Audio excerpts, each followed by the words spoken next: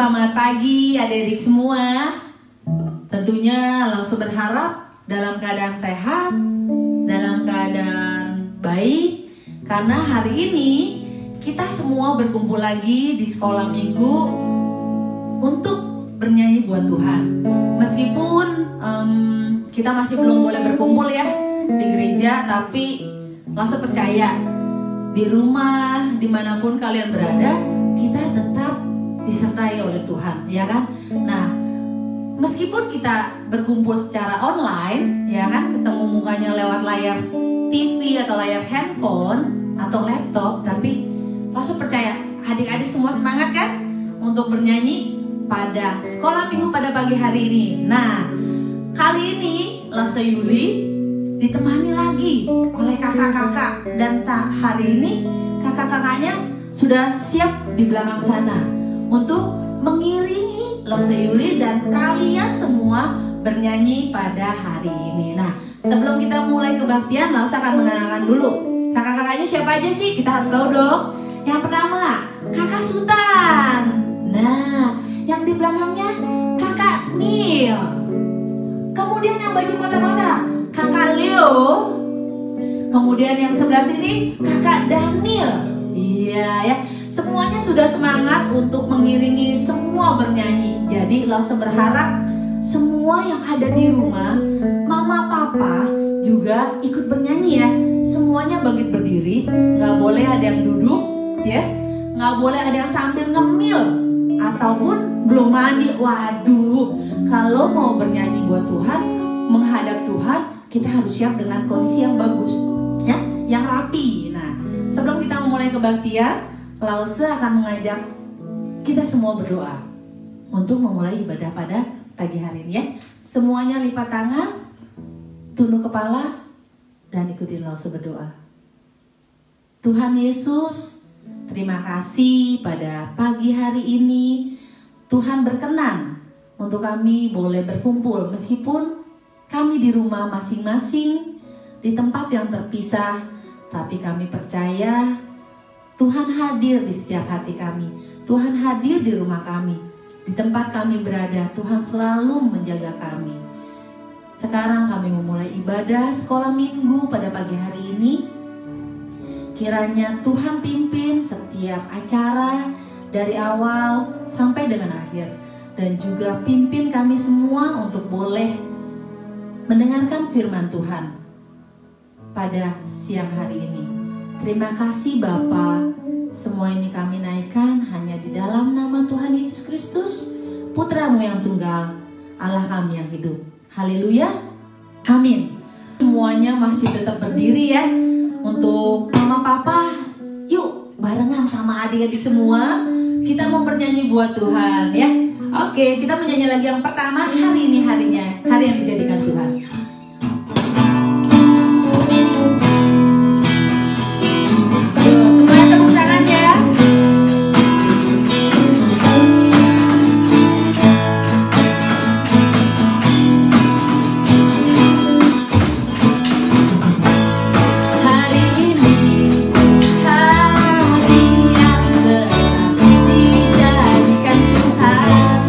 Mari kita bersuka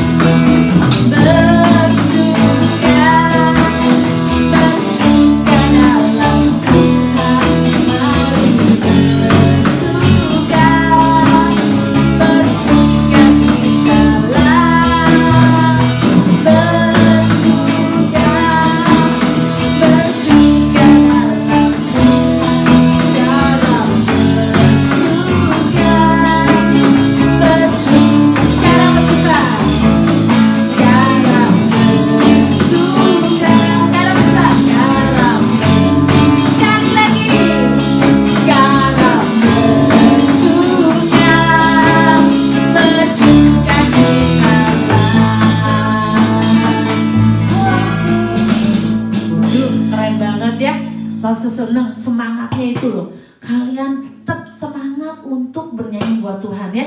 Meskipun nggak ngeliatnya Lause itu lewat layar kaca ya kan, lewat layar handphone, tapi semuanya tetap semangat. Lause lihat loh, yang di ujung, yang di sana juga, aduh hebat. Nah, kita mau nyanyi lagu yang kedua, pasti udah tahu lah ya.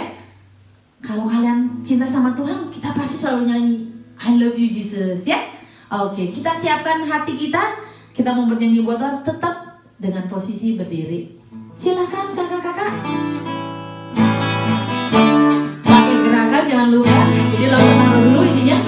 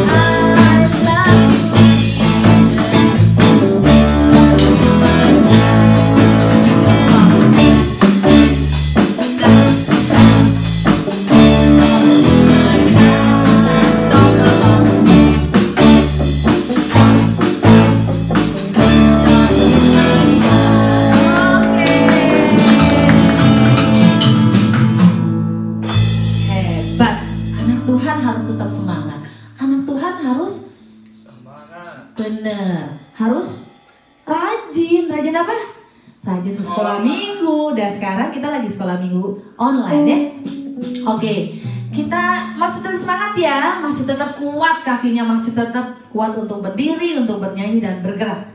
Nah, kita akan menyanyikan satu lagu lagi, tapi satu lagu ini kita akan nyanyi dalam 4 bahasa, ya. Bahasa Indonesia, bahasa Inggris, bahasa Mandarin, dan terakhir bahasa India. Lagu apakah itu? Nah, bagi yang katanya merasa, wah saya mah lebih jago lah, lebih dari 1 bahasa, tunjukkan kemampuan kalian di lagu ini. Oke? Siap-siap? Oke, ya.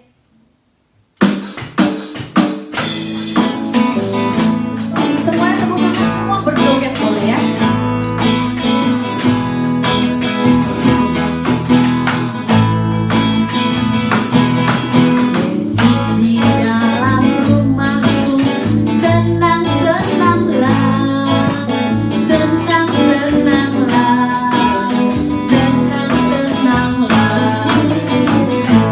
Dalam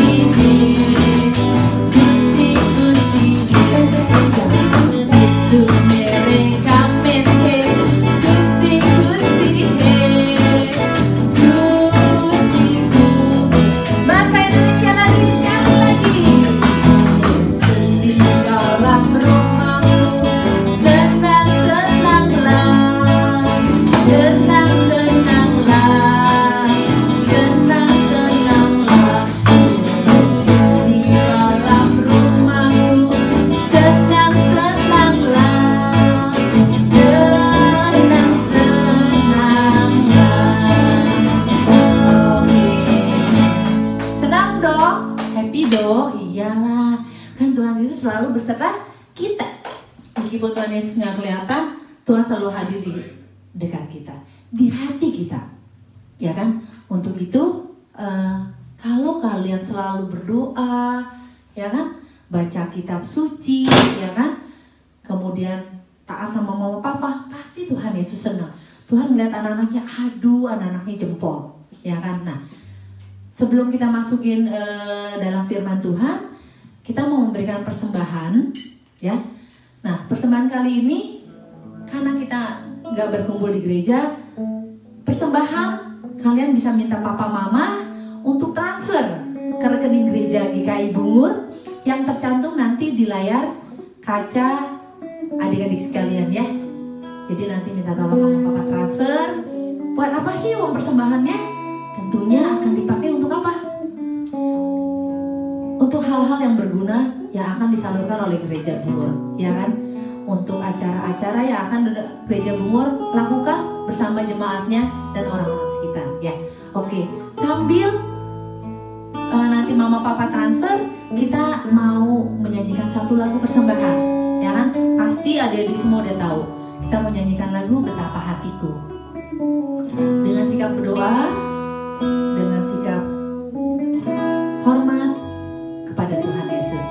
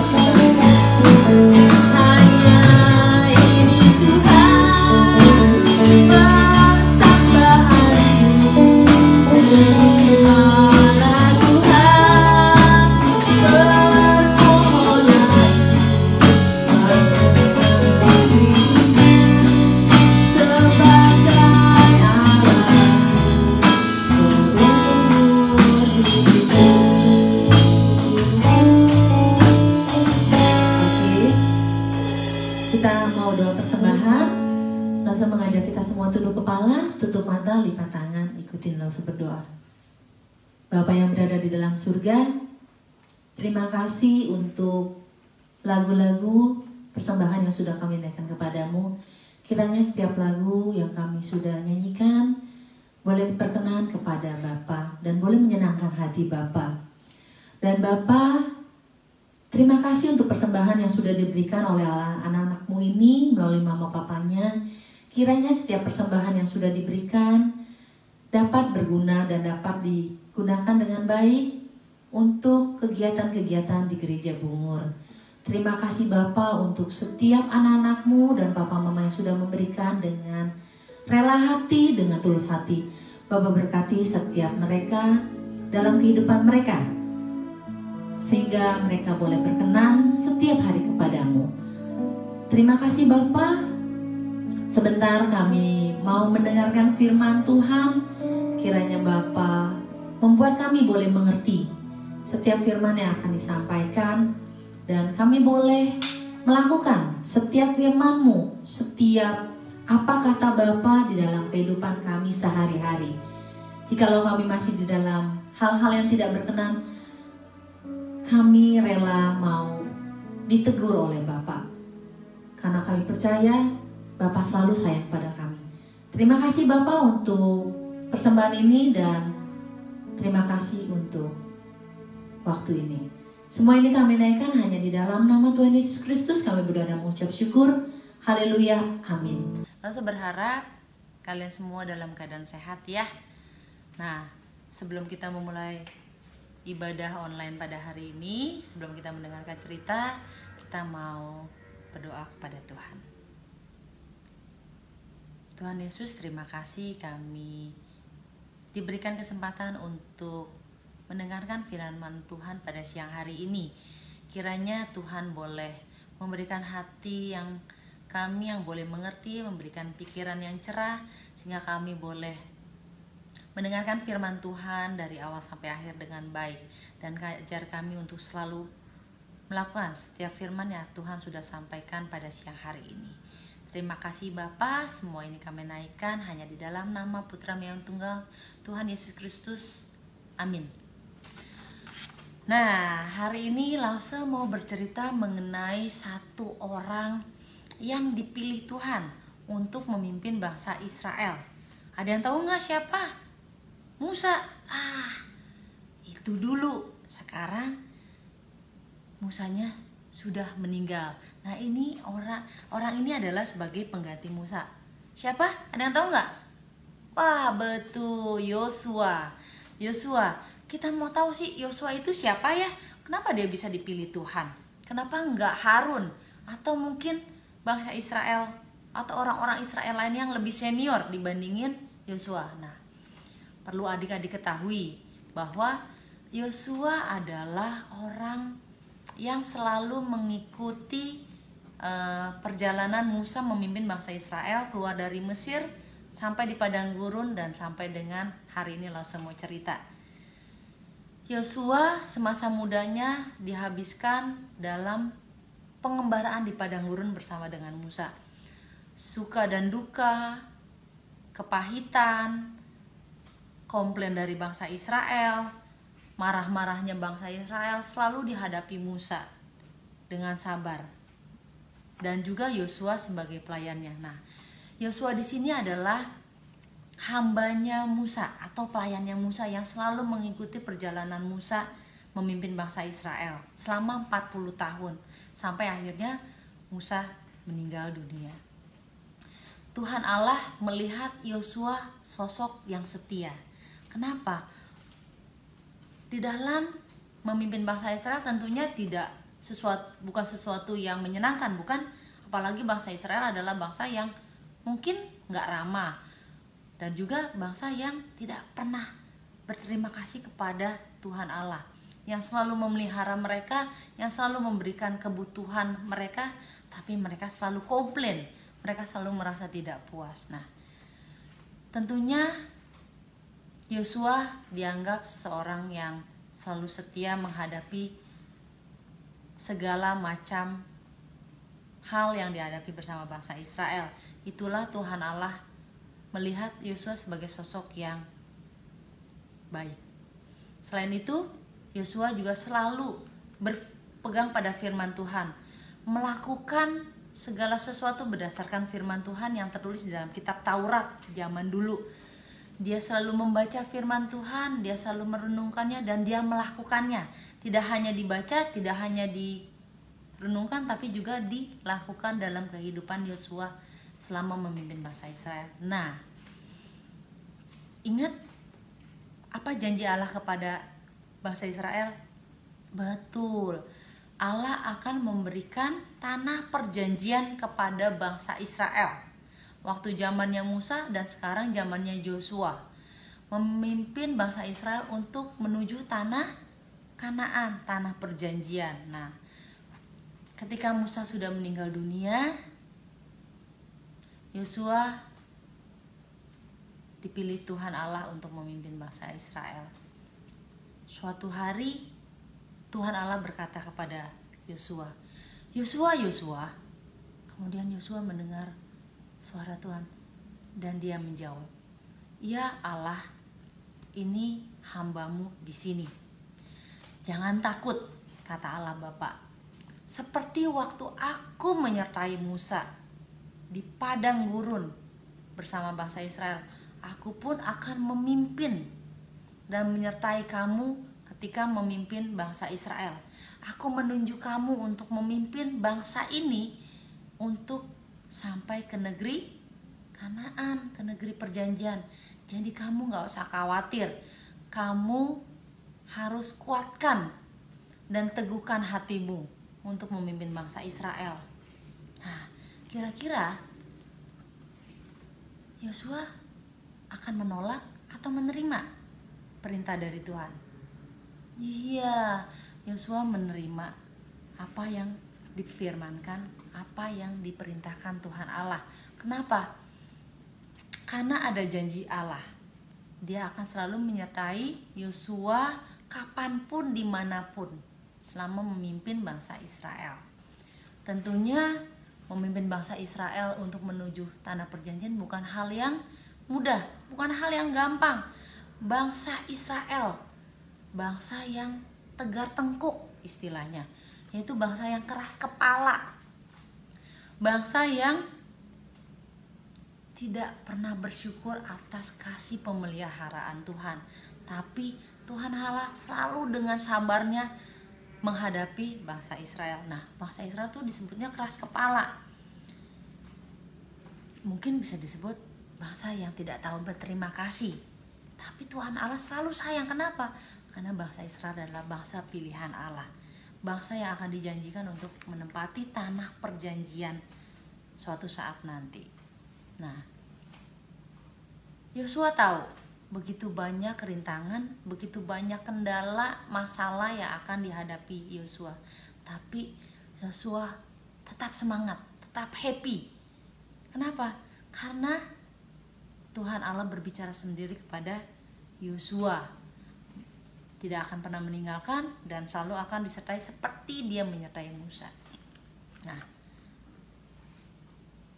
suatu hari mereka sampailah di tepi sungai Yordan dan mereka bermalam mendirikan tenda dan kemah di dekat kota Sitim.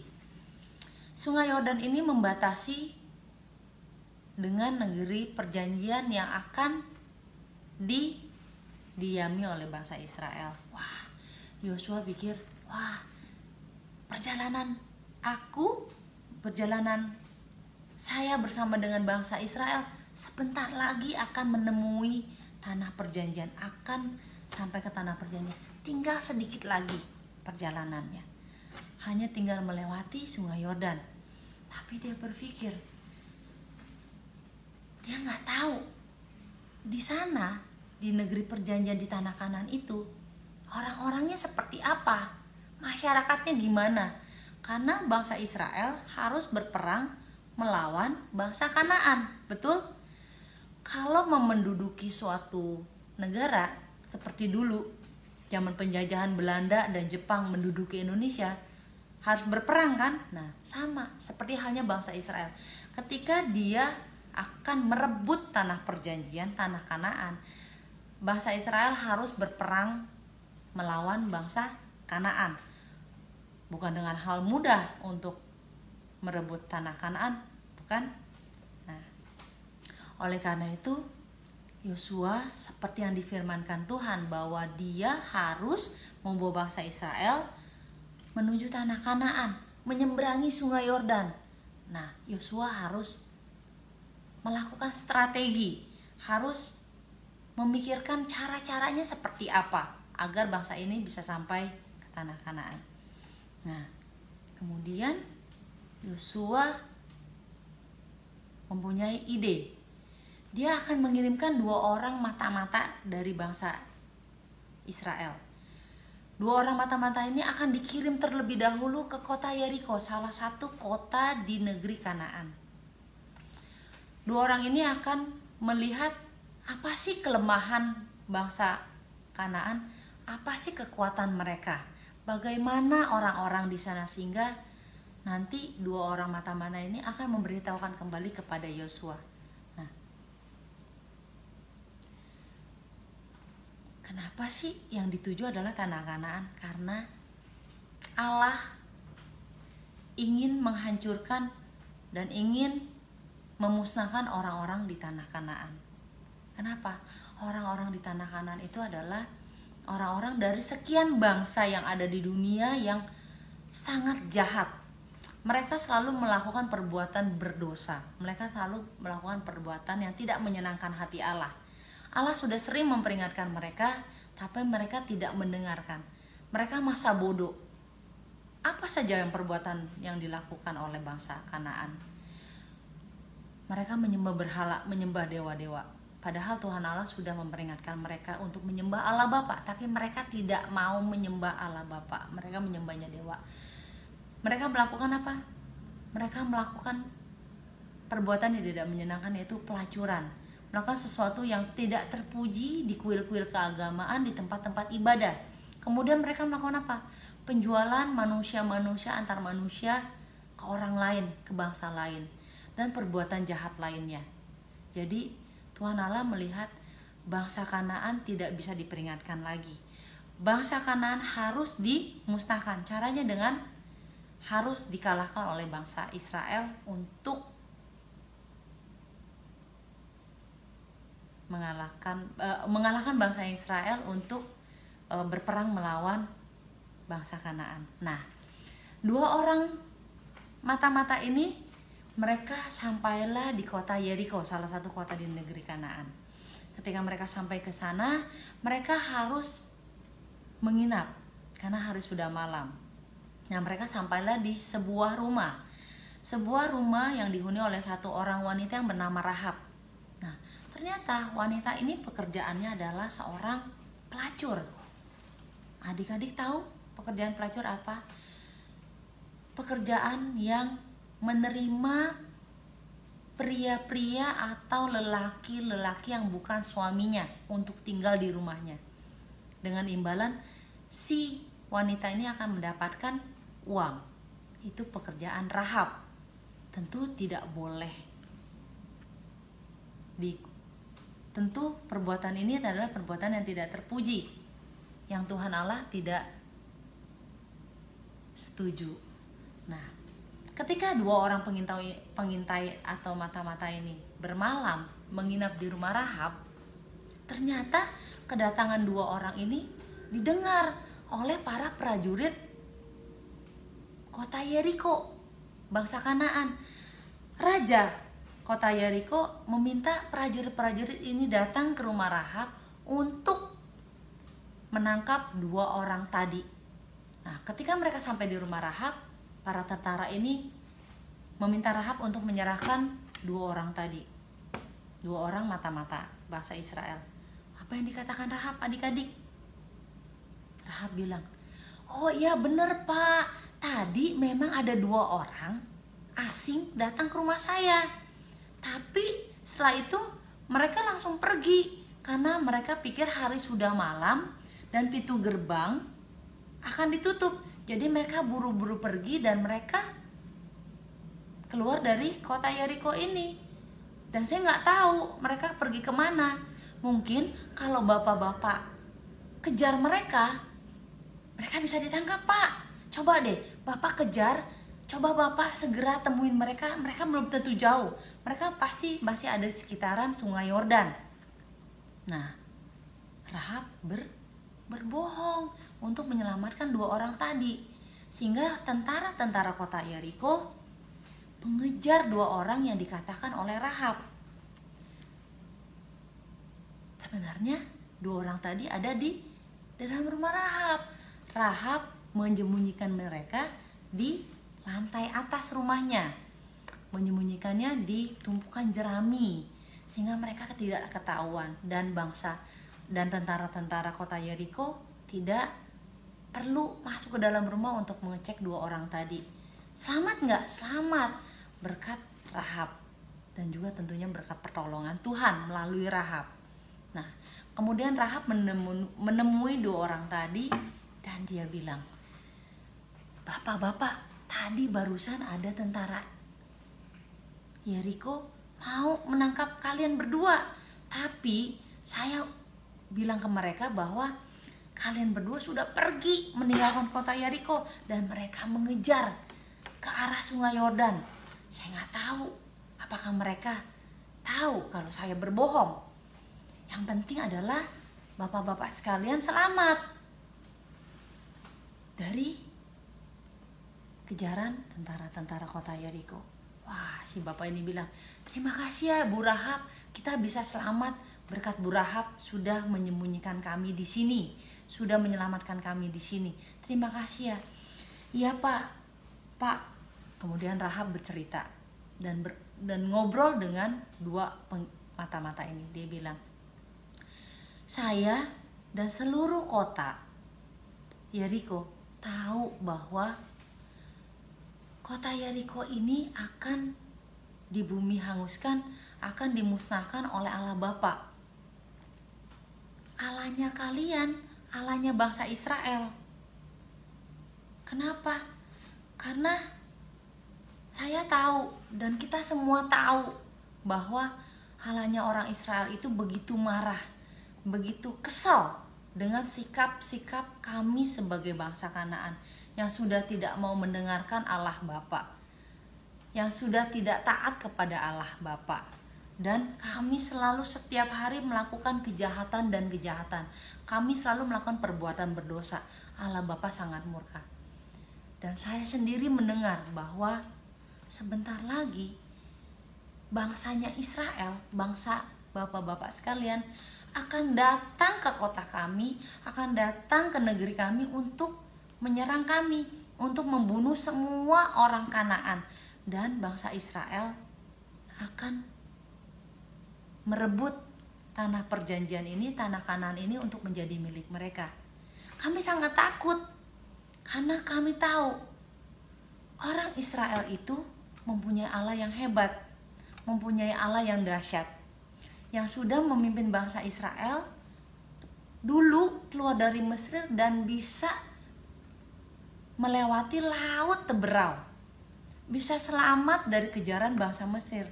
Dan kali ini saya pun yakin pasti bangsa Kanaan akan kalah, bangsa Kanaan akan musnah, dan bangsa Kanaan akan mati. Karena Allah Bapa punya rencana yang hebat untuk bangsa Israel. Pak, saya mohon selamatkan saya dan keluarga saya. Ketika nanti bangsa Israel datang ke kota kami, jangan bunuh saya dan keluarga saya. Begitu yang diminta oleh Rahab kepada dua orang mata-mata ini. Jadi Rahab begitu takut. Rahab begitu meminta belas kasihan kepada dua orang mata-mata ini untuk tetap diselamatkan. Ketika nanti bangsa Israel menyerang kota Yeriko dan membunuh semua orang Kanaan, Rahab dan keluarganya selamat. Lalu kedua pengintai ini berkata, Ibu, kami berjanji karena Ibu sudah menolong kami berdua, sudah menyelamatkan kami berdua, maka saya akan berkata dan saya akan meminta kepada Yosua untuk menyelamatkan ibu dan keluarga. Tapi kami harus punya tanda bahwa rumah ibu yang akan kami selamatkan, ibu dan keluarga. Jadi tolong nanti ibu ikat tali merah di jendela rumah ibu. Jadi ketika kami datang menyerang negeri Kanaan, menyerang kota Yeriko untuk membunuh orang-orang Kanaan, kami akan melihat tanda dengan tali merah di jendela dan kami akan melewatkan rumah ibu dan kami tidak akan memusnahkan dan membunuh ibu dan keluarga. Kemudian Rahab begitu senang karena ada janji dari kedua mata-mata ini. Dan kemudian Rahab menolong dua mata-mata ini untuk dua orang ini untuk pulang kembali ke perkemahan bangsa Israel. Rahab malam-malam menurunkan mereka dengan tali melewati tembok Yeriko. Seperti adik-adik ketahui, rumah Rahab ini letaknya sangat strategis di tembok kota Yeriko. Jadi ketika Rahab menurunkan dua orang ini dengan tali, itu mereka sudah di luar tembok kota Yeriko. Dan kedua orang ini kemudian berlari sampai pegunungan. Mereka bermalam di sana sampai melihat keadaan aman dan tidak ada tentara kota Yeriko yang mencari mereka. Kemudian keesokan harinya mereka bisa kembali ke perkemahan tentara Israel. Nah, si dua orang ini bercerita kepada Yosua bagaimana kondisi di kota Yeriko, bagaimana keadaan di kota Yeriko, dan itu membuat Yosua sangat happy. Kenapa? Ternyata orang-orang di kota Yeriko, orang-orang Kanaan itu sangat takut terhadap bangsa Israel, karena bangsa Israel selalu didukung dan ditopang oleh Allah yang hebat. Nah, kemudian keesokan harinya Yosua mempersiapkan segala sesuatunya. Kenapa? Karena dia harus mempersiapkan segala perbekalan dari orang-orang Israel yang akan dipimpin untuk menyeberangi sungai Yordan. Yosua kemudian berkata kepada para pemimpin suku Israel, mereka harus mempersiapkan diri, mereka harus mempersiapkan perbekalan, mereka harus mempersiapkan segala harta benda mereka, mereka harus mempersiapkan segala ternak mereka. Perlu diingat bahwa jumlah bangsa Israel nggak sedikit. Jumlahnya waktu itu sekitar 2-3 juta orang. Terdiri dari bapak-bapak, ibu-ibu, dan juga anak-anak. Nah, tentunya perjalanan panjang, perjalanan yang begitu luar biasa untuk menyeberangi sungai Yordan. Dan Yosua percaya Tuhan akan memimpin perjalanan mereka, dan Tuhan akan membuat mukjizat yang besar seperti waktu dilakukan menyeberangi laut Teberau. Nah, ketika persiapan sudah dilakukan, para suku-suku Israel ini mempersiapkan dan mereka berbaris dengan rapi. Yosua memimpin di depan, juga kemudian ada barisan para imam-imam dari suku Lewi yang akan membawa tabut perjanjian, tabut Allah yang akan dibawa oleh para imam yang harus berada di depan barisan. Kemudian di barisan berikutnya akan diikuti oleh suku-suku lain. Nah, jarak antar suku dengan para imam yang membawa tabut perjanjian itu tidak boleh terlalu dekat. Kenapa? Harus ada pengaturan. Allah sangat menyukai keteraturan. Jadi nggak boleh sembarangan, nggak boleh berdiri sembarangan atau bergerombol ketika mereka harus menyeberangi sungai Yordan. Mereka berbaris rapi seperti aturan yang sudah ditentukan oleh Allah Bapa. Para imam berada di depan dengan tabut perjanjian, kemudian diikuti oleh suku lainnya. Jarak antar satu suku dengan suku lainnya dengan tabut perjanjian adalah sekitar 900 meter. Wow, jarak yang sangat panjang, bukan? 900 meter antara tabut perjanjian dengan suku berikutnya. Jadi mereka harus mengatur setiap suku berbaris dengan rapi mengikuti Yosua dan imam-imam yang membawa tabut perjanjian untuk menyeberangi sungai Yordan. Nah, ketika mereka berjalan menuju sungai Yordan, mereka melihat dari kejauhan sungai Yordan itu begitu deras airnya saat itu. Kalian bisa bayangin kan, kalau kita mau menyeberang sungai, mungkin gak sih dengan berjalan kemudian kita bisa nyebrang? Gak mungkin ya. Karena adik-adik perlu tahu, kalau yang pandai berenang bisa berenang di kolam renang, itu kolam. Sekarang bangsa Israel harus menyeberang sungai Yordan, sungai yang tentunya dalam, tentunya luas, dan saat itu sungai Yordan dalam kondisi airnya yang begitu kencang, begitu deras. Kalau air deras, orang nyebrang tentunya bisa terbawa oleh arus air. dan bahkan bisa mati tenggelam. Nah, mereka juga khawatir gimana caranya bisa menyeberangi Sungai Yordan dengan orang yang begitu banyak, 2 sampai 3 juta orang. Nah, Yosua percaya Allah Bapa pasti akan memberikan mukjizat seperti yang pernah dilakukan zaman dulu ketika menyeberangi Laut Teberau. Ketika para imam sampai di Sungai Yordan dan ketika mulai masuk ke dalam Sungai Yordan, ajaib adik-adik, air Sungai Yordan yang tadinya berderas, arusnya begitu kencang, ya kan, tiba-tiba airnya berhenti, derasnya air langsung stop, dan para imam yang memimpin bangsa Israel masuk ke dalam Sungai Yordan. Air Sungai Yordan menjadi kering ketika kaki para imam mulai memasuki Sungai Yordan. Dikatakan bahwa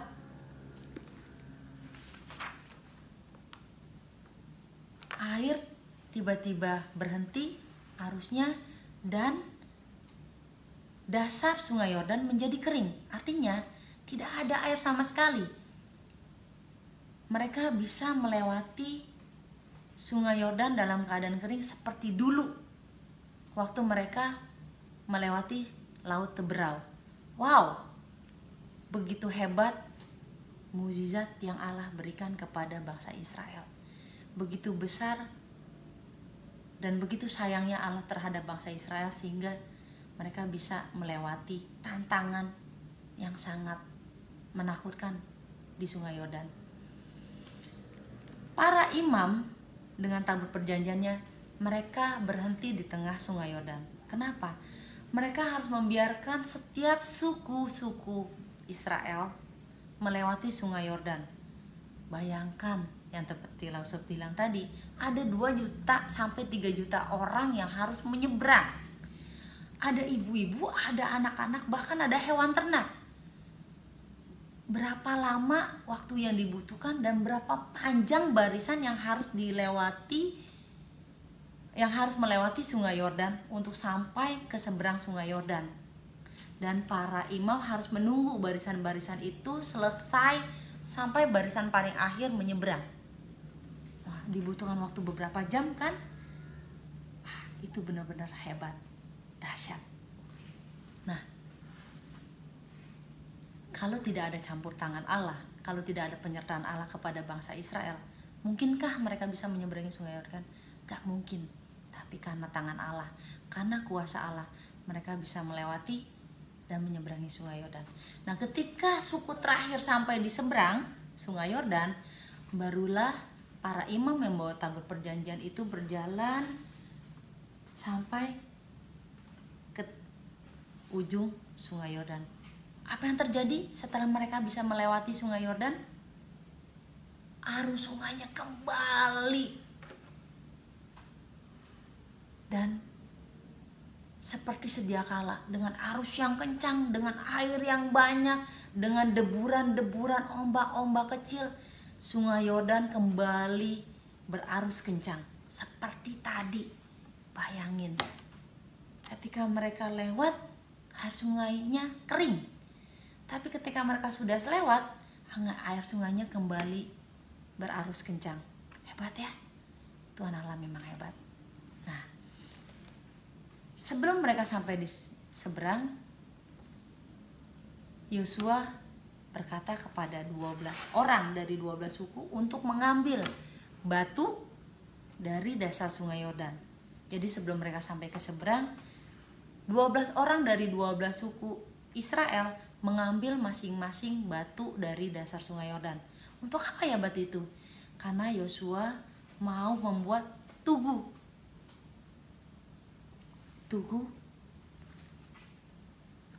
ketika mereka sampai di seberang, tugu peringatan. Nah, ketika mereka sampai di seberang Sungai Yordan dan mereka sudah sampai di tanah perjanjian, meskipun mereka belum masuk sampai kota Yeriko, mereka mendirikan kemah. Mereka beristirahat dan kemudian Yosua pun memerintahkan kepada 12 orang dari 12 suku untuk membuat tugu peringatan.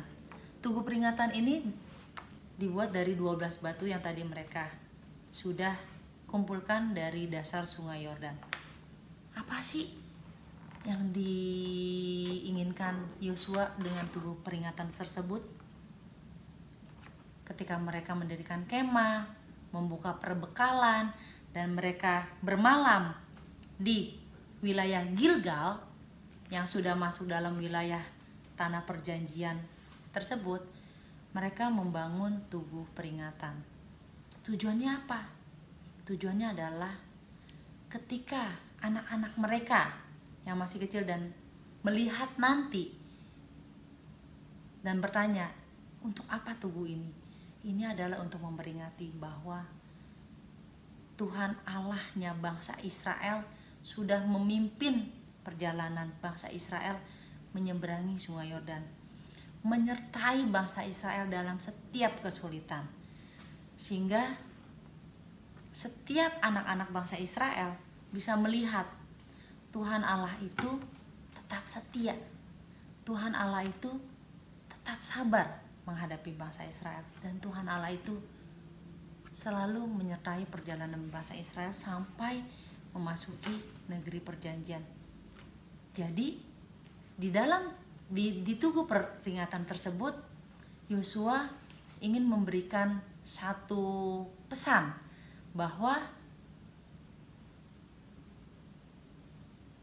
Tuhan Allah begitu baik sudah memimpin bangsa Israel sampai memasuki tanah perjanjian, dan Yosua pun ingin keturunan dari setiap orang Israel ini sampai nanti mereka besar, mereka tetap harus setia kepada Allah. Mereka harus taat kepada firman Tuhan di dalam kehidupan mereka setiap hari. Nah, begitu juga dengan kita adik-adik, dengan Lause, dengan adik-adik semua, dengan mama papa, semua orang. Kita sebagai orang percaya yang mengaku anak Allah, betul kan? Kita semua anak-anak Allah.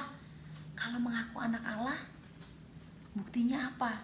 Bukan hanya bukti percaya, tapi satu tindakan bahwa kita pun sebagai anak Allah adalah bisa setia kepada Tuhan, melakukan tindakan sesuai firman Tuhan, sesuai Alkitab. Perkataan Allah ada di dalam Alkitab ini. Ketika kita membaca seperti Yosua, merenungkannya siang dan malam, dan melakukannya dalam kehidupan setiap hari, Tuhan pasti mengingat kita. Tuhan pasti memperhitungkan hidup kita, memperhitungkan hidup adik-adik semua, sehingga pada saatnya nanti kita akan memperoleh tempat di surga bersama Allah Bapa, bersama dengan Tuhan Yesus.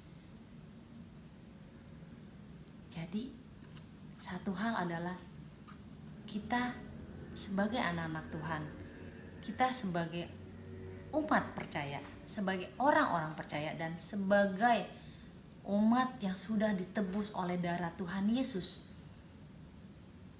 kita harus percaya dan kita harus melakukan dengan iman bahwa kehidupan setiap hari harus menyenangkan hati Bapa di surga, harus menyenangkan hati Tuhan Yesus, seperti Tuhan Yesus juga taat dan setia kepada Allah Bapa sampai mati di kayu salib.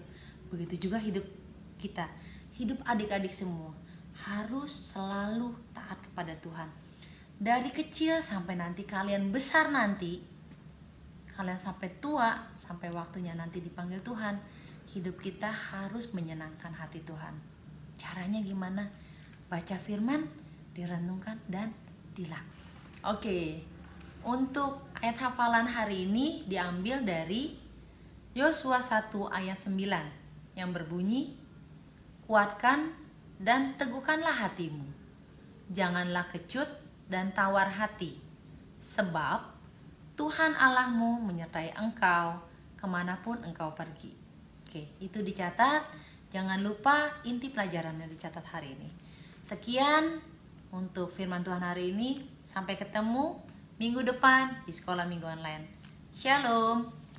Nah, langsung berharap kita semua taat dan tunduk apa yang Tuhan sudah bilang di dalam firman tadi ya. Nah, kalau tanda anak sekolah minggu atau anak Tuhan kan pasti menghasilkan buah-buah roh dong, nah, yang ada di Alkitab. Nah, langsung pengen tahu sih, apakah dalam kehidupan kita semua sudah menghasilkan buah-buah roh atau belum? Nah, kita coba hayati lagi sebelum kita akhiri ibadah ini, langsung menyanyikan, membawa teman-teman semua, ada di semua untuk menyanyikan satu buah lagu, buah-buah roh, ya.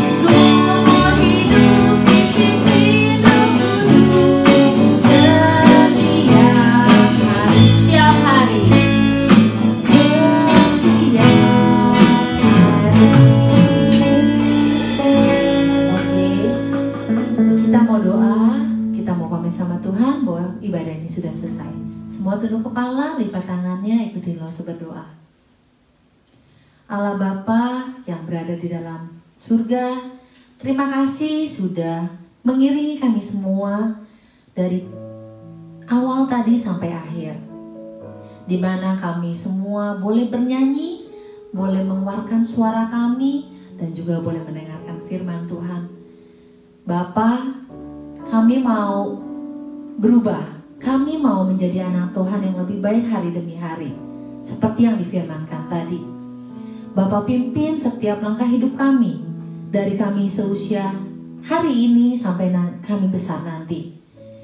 Bapa, lindungi setiap langkah perjalanan hidup kami, sehingga suatu saat nanti kami boleh layak bertemu dengan Bapa di surga. Bapa, terima kasih untuk hari ini. Kami mau berpisah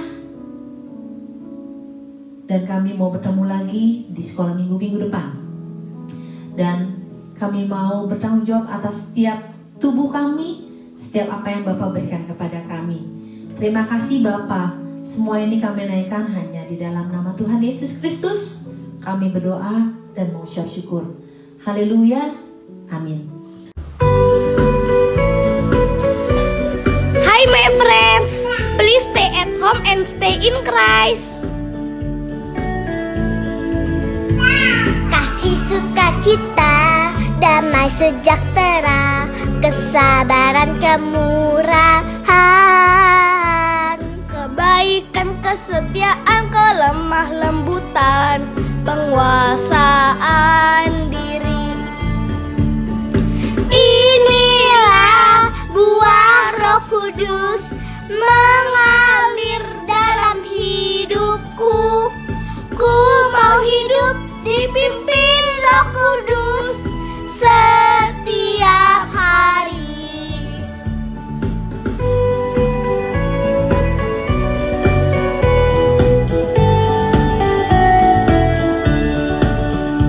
Halo teman-teman, aku mau menyanyikan lagu karangan aku karena aku gabut di rumah.